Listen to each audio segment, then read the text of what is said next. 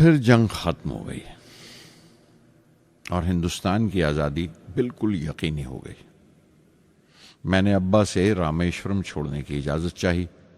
میں district head quarters Ramnath پورم جا کر پڑھنا چاہتا تھا. شمس الدین اور جلال الدین میرے ساتھ رامناتھ پورم تک گئے مجھے شوارٹز ہائی اسکول میں داخل کرانے کے لیے. جانے کیوں وہ نیا ماحول مجھے راس نہیں آیا. رامناتھ پورم بڑا مصروف شہر تھا اور قریب 50,000 کی آبادی تھی، لیکن رامیشورم کا سکون اور اطمینان کہیں نہیں تھا. گھر بہت یاد آتا تھا اور گھر لوٹنے کا کوئی موقع میں چھوڑتا نہیں تھا. شوارٹز ہائی اسکول میں داخل ہونے کے بعد ایک 15 سالہ لڑکے کے تمام شوق جو ہو سکتے تھے میرے اندر جاگ اٹھے. میرے ٹیچر ایا دورائی سولومن بہترین رہبر تھے، گائیڈ اس نوجوان ذہن کے لیے جس کے سامنے زندگی کی بے شمار ممکنات کھلنے والی تھی.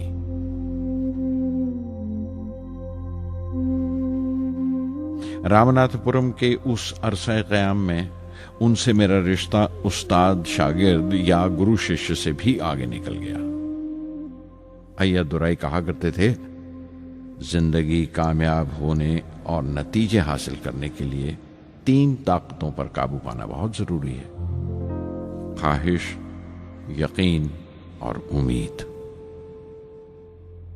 ایا دورائی سولومن جو بعد میں ریورنٹ ہو گئے کہا کرتے تھے، اس سے پہلے کہ میں چاہوں کچھ ہو جائے یہ ضروری ہے کہ میرے اندر اس کی پوری شدت سے خواہش ہو اور یقین ہو کہ وہ ہوگا. میں اپنی زندگی سے اگر مثال دوں تو مجھے بچپن سے ہی آسمان کے اسرار اور پرندوں کی پرواز ہمیشہ حیران کرتی تھی، فیسینیٹ کرتی تھی. سمندر میں کونجوں اور بگلوں کو اونچی اڑانے لگاتے دیکھتا تھا تو اڑنے کو جی کرتا تھا.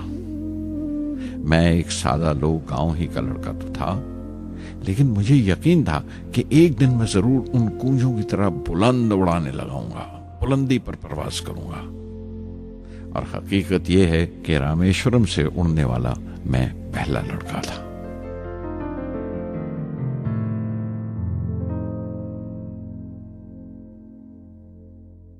شوارٹز اسکول میں تعلیم ختم کرتے کرتے میرے اندر خود اعتمادی بس چکی تھی اور مجھے یقین تھا کہ میں ضرور کامیابی حاصل کروں گا.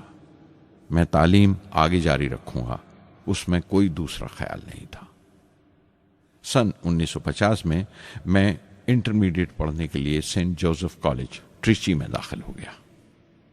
جب بی ایس سی ڈگری کے لیے میں نے سینٹ جوزف کالج میں داخلہ لیا تو ہائر ایجوکیشن کے معنی صرف اتنے ہی جانتا تھا. یہ نہیں جانتا تھا کہ ہائر ایجوکیشن کے لیے کچھ اور بھی ہو سکتا ہے.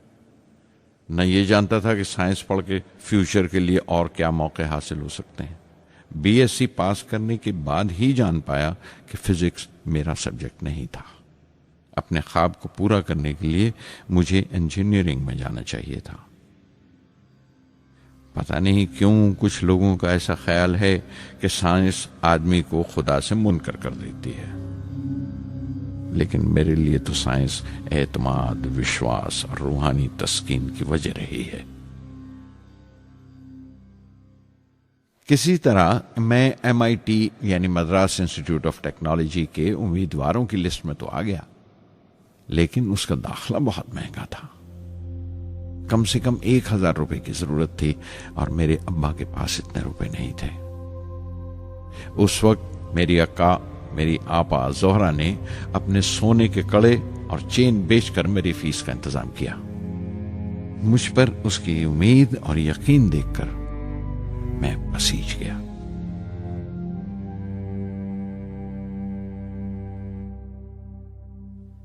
MIT میں سب سے زیادہ مزہ آیا. وہاں 2 ہوائی جہاز رکھے دیکھ کر جو اڑان سے بری کر دیے گئے تھے، مجھے ان کی طرف ایک عجیب سا کھچاؤ محسوس ہوتا تھا. اور جب سب لڑکے ہاسٹل لوٹ جاتے تھے میں کئی گھنٹے ان کے پاس بیٹھا رہتا تھا. فرسٹ ایئر مکمل کرنے کے بعد جب مجھے اپنے زیادہ خصوصی مضمون چننا تھے، یعنی اپنی اسپیشل برانچ کا چناؤ کرنا تھا، تو میں نے فورن ایروناٹیکل انجینئرنگ کا چناؤ کر لیا. MIT کی تعلیم کے دوران مجھے 3 ٹیچرز نے بہت متاثر کیا: پروفیسر اسپونڈر، professor KAV Pandalai, professor Narasimha Rao. Professor اسپونڈر ٹیکنیکل ایروڈائنمکس سکھاتے تھے۔ ایروناٹیکل انجینئرنگ میں داخلے سے پہلے میں نے ان سے صلاح لی تھی۔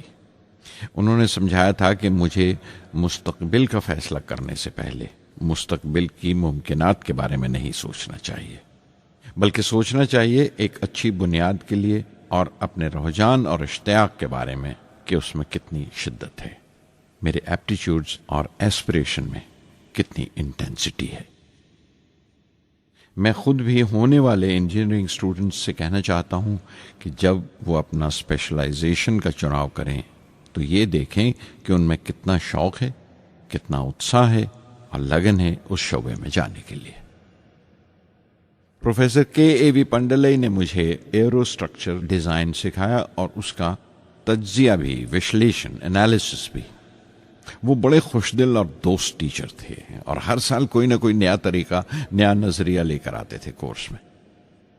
پروفیسر نرسنگھ راؤ میتھمیٹیشین تھے، وہ ایروڈائنمکس کی تھیوری سکھایا کرتے تھے۔ ان کی کلاس میں داخل ہو کر مجھے میتھمیٹیکل فزکس باقی تمام سبجیکٹس سے زیادہ اچھا لگنے لگا۔